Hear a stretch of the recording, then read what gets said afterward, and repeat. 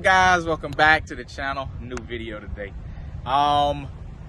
This video is for somebody who's on the shorter stature, okay? The shorter side of life. I'm talking 5'8" and under, shorter females, lightweight people, just for somebody who can be easily intimidated by a bike like this. Listen, street glides, road glides, 800-pound bikes. I'm 180 pounds, I'm 5'7".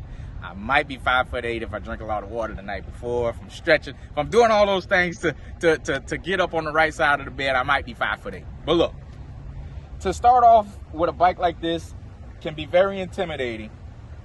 But if you use, I guess, just basic, simple techniques, it's easy. For the first bike, no, I wouldn't expect you to go out and buy a $30,000 Harley. But if it is your first Harley, I would expect you to have a little experience first, just because of the intimidation factor.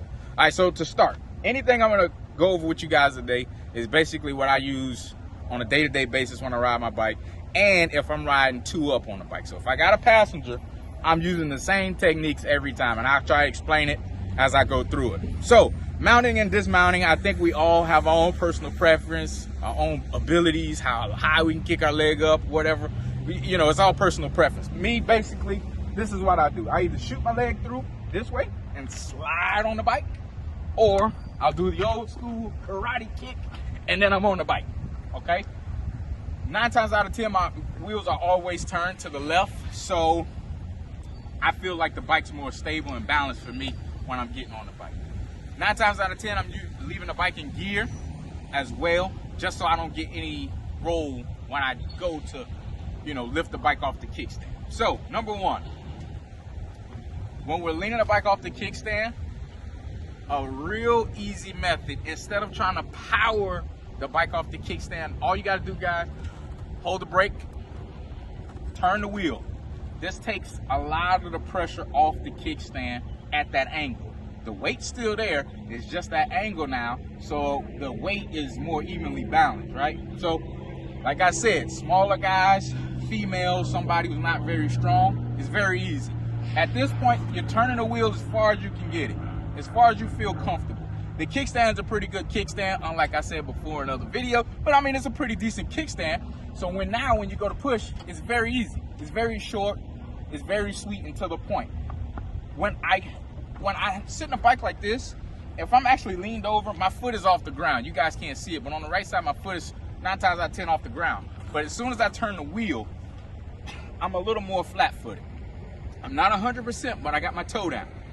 Once I push, I think I eliminated 40% of the I guess maybe weight once I had the wheel turned. So it's a lot easier for me. All right, kickstand. Short legs. Sometimes you can't reach the kickstand. A few things you can do.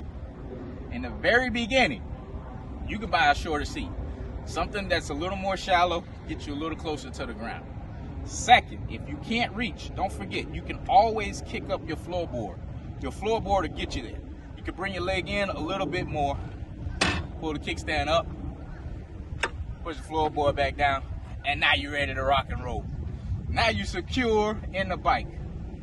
All right, guys, so the next part we're gonna get to is parking the bike. All right, shorter legs are very difficult to back this bike up. They don't have a reverse, all right? I wish they did. I know the trikes got a reverse, but street glides and road glides, they don't have a reverse. So I'm gonna show you in this parking lot real quick on the proper way I believe in, the way I like to park my bike, so I have an exit strategy when it's time to get the bike. There's nothing worse than trying to back a bike up and you need help. You'd be like this, hey, can you help me real quick? See, you don't want to do that and have your friends come over there, man, dang, you can't park your bike. No, we don't need all of that. I'm gonna show you the best way to do it. Let me bust this turn.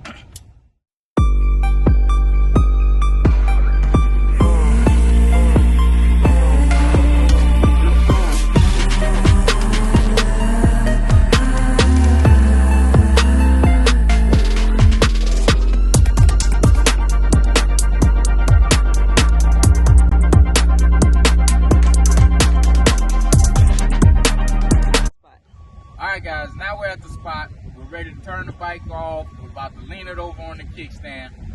This is the play, okay? This is the play.